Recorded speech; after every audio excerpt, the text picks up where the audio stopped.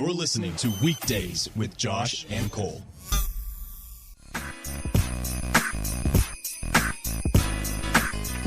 And welcome back. You guys are listening to Weekdays with Josh and Cole. It has been an interesting week for say sports. The least. Yeah, that's the least I could probably say that's happened. We have had multiple sports stoppages this year.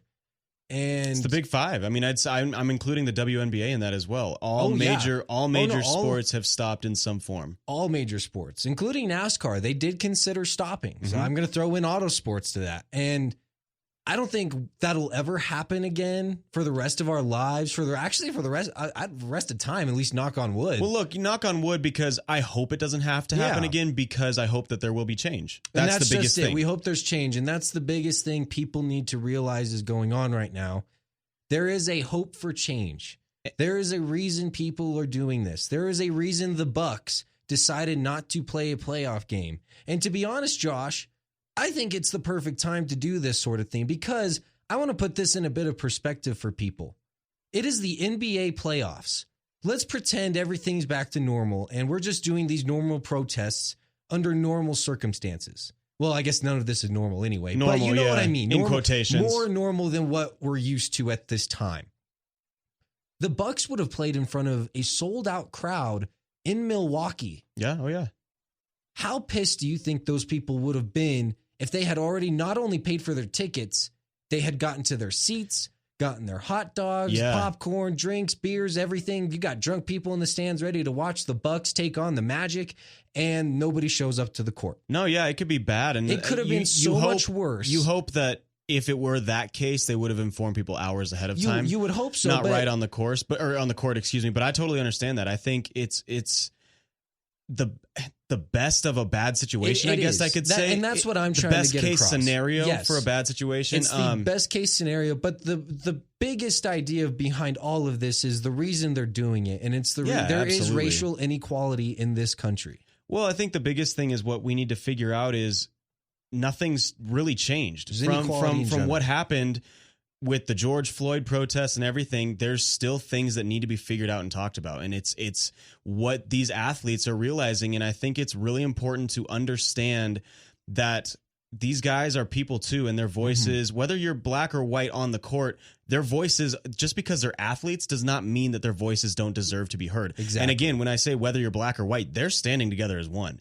Right now, it doesn't matter the color of your skin. I think they're standing as one team. That's the most important thing to know. And all the teams are standing together. All of them. No That's organization. The thing. They're literally NHL, NBA, MLB. They are coming together as one team right now. It doesn't matter what sport you play. And that's another thing. Not even athletes, as people, as human beings. Exactly. We're coming together as people. And that's what I think people forget sometimes. And as a people, as fans, we forget sometimes. And I'm putting myself in that conversation. For sure. We forget that they have families. They're they people. have lives outside of what we see on the field or on the court or on the ice. There is so much deeper of a conversation that needs to happen. And for all of these people to come together as one, all these athletes, all of these organizations, all these high up people, that really means something. I think it moves me a little bit to see all this going on. Yeah, and it's I think really cool. Even when you see commentators, like the NBA commentator whose name is escaping me right now, I'm so sorry, but he walked off the TV set, and that's the thing. It's not just these athletes that are walking off the court per se, or walking off the field. As you saw the Mets players get on the field for, I think, 42 seconds and stood in solidarity and be quiet for 42 seconds for in honor of Jackie Robinson. Robinson, which is actually Jackie Robinson Day today. So shout out to that and everything that he accomplished. Shout out to 42. Not just the MLB, but in sports. He set a precedence for everything, literally else to come. But I think what I want to talk about is Ryan Reeves. He's an NHL player, plays for the Vegas Golden Knights right now. And I think what he said the other day, it was actually yesterday, about how it was almost virtually the entire Western Conference, because he's part of the Western Conference NHL players that could go to that meeting that went. Yep. And he said, look, I hate 99% of these guys on the ice, but he goes, right now, I cannot have more respect for all these white men and people of color standing in solidarity with me right now. And I thought that was amazing to see, because obviously when you're on the football field, the court, the ice, whatever sport you play, the field, anything like that, You have a innate hatred for the player, not the person. You don't have a hatred for the person opposite of you. You hate them in the sense that you need to, in a way, hate them because you're playing against them in a sport. It's a gladiator sport. Exactly. There's a difference between stepping into an arena where you were literally meant to rip the other dude's head off 100%. and stepping out of there into the real world. We all forget sports are a distraction. And just to keep people informed, we are going to talk about playoffs. We still have playoffs going on. We still have the Nuggets surviving, and we have the Avs just kicking butt all of a sudden finally. So we will get to that in a minute, but we just want to stress the importance that we're coming together as people. Well, it's a really cool thing that's happening in front of us. It really is something that we can all, I think, get behind. No, and like Nate Kreckman said the other day, we want to talk about sports. That's like our job. Exactly. But the sports that we want to talk about are not playing sports. They're not, and they're not wanting to talk about sports. They're not wanting to talk about sports either. Like when a much larger, way bigger, glaring issue hits you right in the face, and you just choose to talk about something else, you are the person at fault there. Yes. That is your choice. That's your choice to ignore something so blatant and try to just act like it's not happening. So this is why we're starting the show off like this. Like you said, we're going to talk about playoffs. That's very important to us. That's what we love to talk about. A lot of these conversations make many, many, many people uncomfortable. But at the same time, it's those types of uncomfortable situations that really genuinely cause the best kind of change that people can ask for. And I think that's important to, again, even though we are a small show, not just ignore and not just act like nothing's happening. Exactly. And the point of all of this is to enact some change. And I really encourage everybody to head to the Broncos Twitter, Instagram, website, wherever you get your Denver Broncos news. Justin Simmons spoke to the media today. A lot of Broncos spoke to the media. You got Melvin Gordon, Vic Fangio, Justin Simmons, a couple others also spoke to media. But Justin Simmons laid out a really good point on what he hopes that comes out of this, especially with what the Broncos are trying to do. And that's just enact bills that Colorado has already passed just across the country. Accountability. It's accountability. Accountability is absolutely huge. And again, like we like to talk all sports here, and from NASCAR to football. I mean, seriously, we love to talk about all sports here. So if you're not the biggest Broncos fan, the NHL released a 22-minute video last night, and it was a couple Avs players in Pierre-Edouard Bellemare, and then Ryan Reeves was on there as well. And it's the people of color in the NHL that want to. Naz Kadri was part of that as well. He was one of the front runners in there. It's people of color in the NHL that really, really shared their voices last night in honestly a beautiful way. I really, really encourage you guys to listen to that. Again, listen to what Justin Simmons said if you're a Broncos fan. There's many different sports outlets right now talking about what needs to be talked about. I mean, also, if you think of Matt Kemp in the Rockies the other night, he had a great message. It's all over Rockies Twitter and Instagram as well of what his message was. Trevor Story as well. Trevor Story even admitted, he goes, I don't know if we should have played the game that they played 2 days ago. He goes, look, our player, our brother, Matt Kemp sat out that game because he felt like it wasn't right to play. And he goes, we missed an opportunity. He is admitting that they missed an opportunity to sit out a game and be with their brother. And I think that's really important, that even though they did play the game, it took less than 24 hours for people to realize, we probably shouldn't have done that. And I'm saying that's baby steps, but at least we're admitting it now. At least they're admitting that there was a chance to stand with their brother. And the fact that only took 24 hours as opposed to Colin Kaepernick taking 4 years, a decade. Yeah. I mean, that's a massive baby step. And it is a step in the right direction. Having these conversations is a step in the right direction. Having conversations like this on our show with just you and me, Josh, where we've never personally experienced it. No, we're two white guys. We have seen it. And we do understand what's going on in this country. And we do want to stand with the teams and the players and everybody that's wanting to stand for equality and what's right in this country and what this country was really built on. That's what we're here for. I completely agree. I think that's the thing. And like I said, and like everybody's been saying, including Justin Simmons, which I heard a lot today of, it's the uncomfortable conversations that you have to have. And even Melvin Gordon, he was talking about education. Melvin Gordon is from Kenosha, Wisconsin. So that hits super, super close home to him. And he was even talking, he was a few friends and family members away from this being directly affecting his life. Absolutely. And I think that's the crazy thing is, a lot of times you'll hear about shootings or any type of brutality or anything, and you don't necessarily, I don't want to say don't care, but it does not affect you to the degree that it affects a lot of other people because it's so far away. Yeah. Well, think about this. Melvin Gordon now has a firsthand experience. And if you're a Denver Broncos fan, which a large group of our audience is, that is a new member of the team. That's a new player that we're going to look forward to watching this entire season. So when you think about that, think about the person behind the face mask in the Broncos uniform and how he was moved to almost tears in talking about his hometown because that's your hometown. You love your hometown. Like you can't get over that. So to see him affected to such a degree, it was eye-opening. I mean, it was really eye-opening to see that. And, you know, speaking of bringing this back to hometowns, I'm from Littleton, Colorado. Mm-hmm. I went to Columbine High School, where I believe we all know something happened quite a long time ago. Mm-hmm. We all remember what happened. 21 years. A lot of stuff has happened for school safety, child safety, gun safety. All that has happened because of a community coming together. And that is all these athletes are asking for us to do now, is to come together as one, as a community, as a country, as a people. I think one of my earliest memories, actually, I was 6 years old when this happened, so it was one of my earlier memories in life. But when the Twin Towers unfortunately collapsed, I remember there was one moment, and look, I'm not getting political here, but I have a point here. George Bush, whether you liked him or hated him, that does not matter to me, but there was a moment in time where he spoke about how he hears the cries of people. The nation hears the cries of people, and the world will hear the cries of people crying out. And I think in that moment, whether you liked him or not, the United States was united. And we saw one of the coolest moments in the history of our nation, how it did not matter what color skin you had, what religion you had. None of that mattered. You came together as people and as Americans. And I think if we can kind of start to make those baby steps and really, truly try to see people's views outside of our own, I think that's the biggest thing. We all have a tendency to think that our beliefs are right. When you take a moment and step back and listen, just listen, and don't listen to talk back and give a response. Listen to understand. Those are two different things in my mind.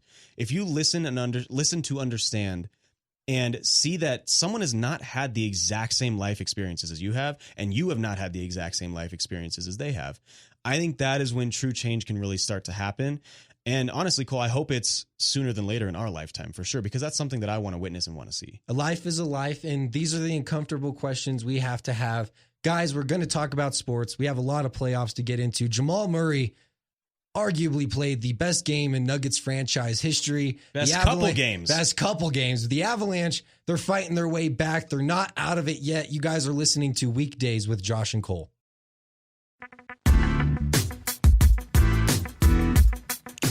And welcome back, guys. You are listening to Weekdays with Josh and Cole. Thank you for sticking through with all of that conversation. It's an important conversation we all want to have, but now this is the conversation you want to hear. We have sports. The Denver Nuggets have somehow survived, Josh. Somehow survived. It's, okay, so the thing that I loved about seeing game one is when overtime comes about for the Nuggets, okay? When you are looking and you see Jokic and Murray, there was a moment in time where it was Murray who made a splash play, like something that stood out to me that I was like, that could be a game changer in this overtime period. When I saw that and Jokic got up in his face, they chest bumped, they were rah-rah, the bench got up, everybody got up, because that was kind of when Murray was showing out. Yeah. So not only did I love that part where I saw the team really, really, really come together, I loved how this is kind of Murray's coming out party. Now, look, the two games that they got completely obliterated, he did not show out in the way that he should in the playoffs. But these playoffs have shown really Murray's becoming a rising star in this league. Not that he hasn't been, but when you're coming out here and playing like you are, getting 40 or 50 points in a game, you are a rising star. Not to take anything away from Donovan Mitchell, who's had 2 games of 50-plus points now. But I'm serious. This really, really, really is something cool that we are being able to see with Jamal Murray really kind of taking over that leadership role, because I never really thought that Jokic wanted to be in that leadership role. Well, Jokic is a heck of a player. Yes. But I think if they can have a tandem where it's Murray and Jokic, that is a dangerous Nuggets team. Well, see, and that's what we talked about in our podcast last week is what does Jamal Murray have to do to step up and take over this team? What does anybody on the Nuggets have to do to take over and step up and be a leader on this team? Well, but I still want to hold a few reservations with Jamal Murray. I need to see it more. This is still a guy that in games 2 and 3, he could barely get over the 10-point threshold in one half. Yeah, when it was bad, it was real bad. Exactly. And when it's good, it's real good. Real good. It's really good. It's superstar good. It's Damian Lillard, Steph Curry good. Yeah, and absolutely. I'm not afraid to put Jamal Murray in that conversation.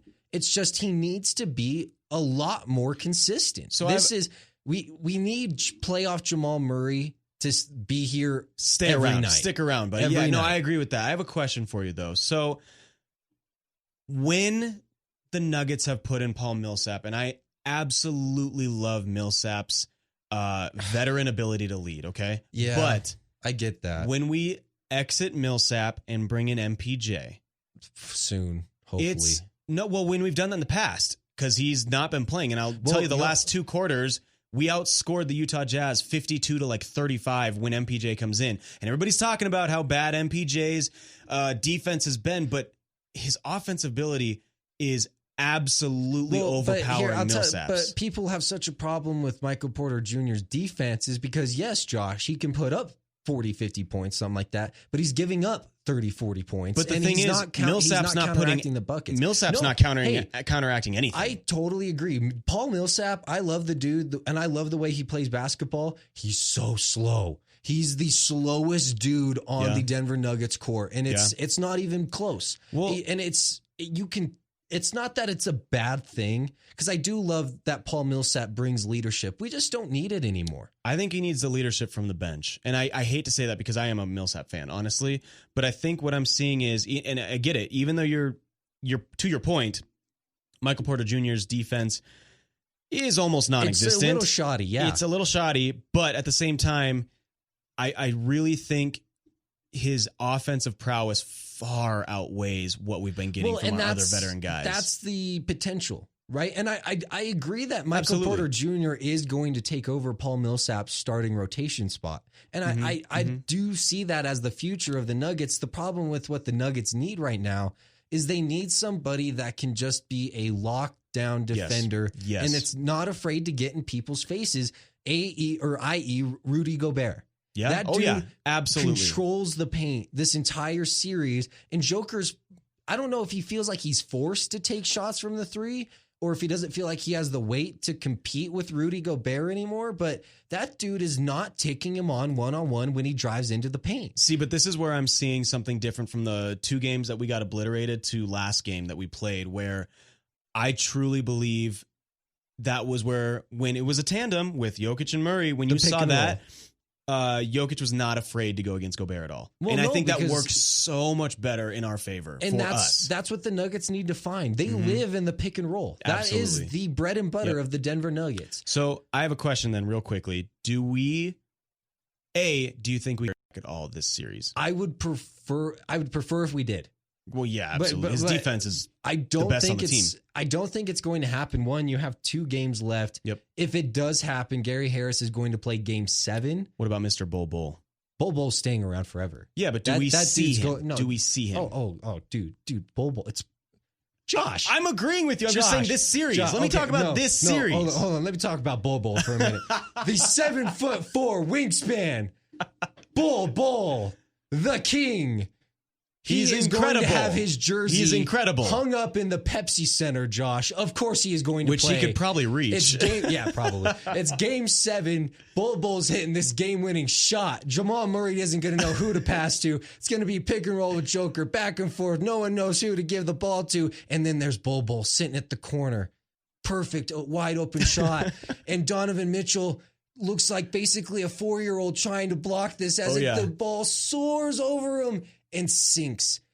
Buzzer goes off. Nuggets win. We go on to round 2 to play the Lakers. All right, wake up from Dream World. Now, real quickly, Cole, I want to ask you. You're right. Okay, I think it would be really healthy and good, though, for Bol to get 4, 6, 8, 10 minutes in a game. I know he has, but like I think continuing, it's kind of, and look, I understand he's not the phenom Cale Makar was when we just brought him in, had a goal his first game, and that's like that. Just but Cale Makar is a specimen. Yes, and we'll get to the Avs in a second, but I think when you are looking at a guy like Bol getting his real first NBA reps in the playoffs, that's going to help you in the long run. Am I wrong on that? I think that's going to help you because you're going to come into the regular season next year and be like, okay, I got my feet wet when it was much more intense here, so it's not going to overpower him. He's not going to be, shivering, his knees knocking together while he's playing a regular season game because he's been there, done that at a more high pressure state game. Honestly, I think you can already say that with Bol. He's already played a couple minutes. It obviously wasn't in dire situation where he was in the starting rotation, basically.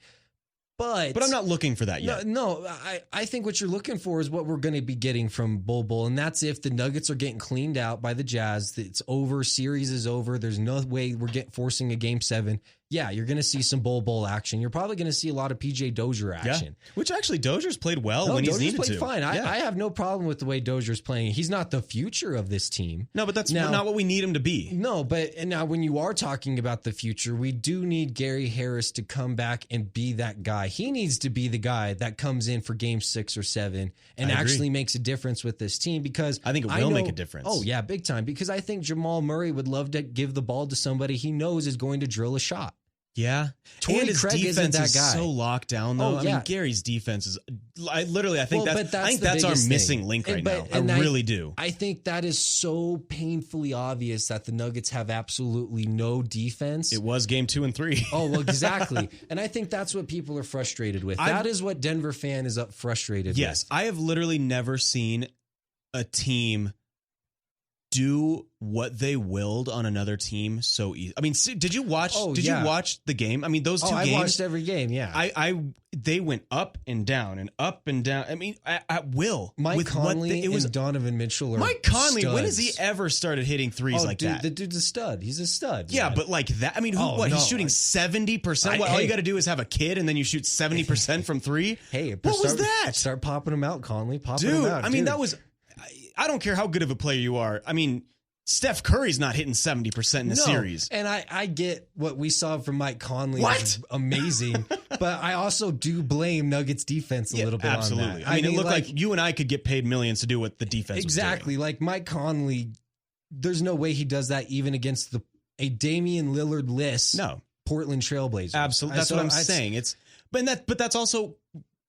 kind of what they fixed. Yes. When it came to Game 4, they tightened up their defense. I guess you could say they locked up their guys better. I mean, that's the thing. This is what they did. They forced the Utah Jazz into mistakes by passing too much because they couldn't take their shots at will. They forced the Jazz into uncomfortable situations. Yes. And honestly, that another team we could even point a great transition to, another team forcing uncomfortable situations, just like the Nuggets did. The Avalanche against the Stars. Yeah, absolutely. They came out, and the Stars have been trying to control the series physically. Oh, yeah. Not with speed, pure just physicality. Toughness. Yeah, absolutely. And mental toughness to overcome that, and that the Avs haven't been able to find until Game 4. Well, and that was interesting. That's what I want to talk about in how...